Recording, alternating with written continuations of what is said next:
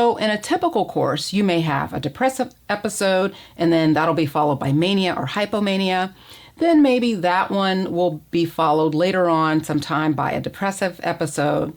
And these episodes, though, can be months or even a year or more apart, but it still just keeps cycling. Whereas with depression alone, you tend to have an episode that may or may not come back at some point, but you don't generally get this pattern of repeating itself unless it's a part of seasonal affective disorder, which is a different entity from singular depression.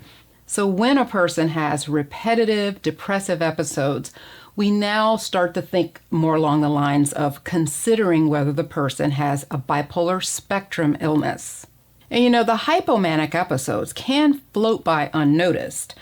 It's possible that you could have a hypomanic episode where you just feel really good, on top of the world, doing things you want to do, no problem, and not really see it as a problem, such that if you really take a step back and look, it really looks like you just had repetitive depressive episodes, but the hypomania just went unnoticed. So that could be a reason why your repetitive depressive episodes may really be a part of bipolar 2 disorder in this case.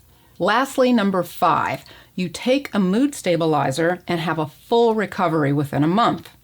Now, this is still a tricky sign because we will use mood stabilizers as an add-on treatment for treatment-resistant depression.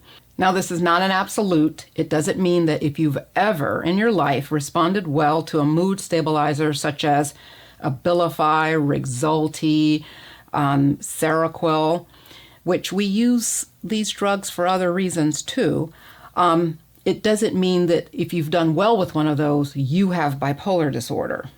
What this all means is it's just little hints or suggestions that if some of these things have been an issue with you, you and your doctor might want to think about whether or not your illness is really, your depression that you're seeing at the moment is really part of a bipolar illness.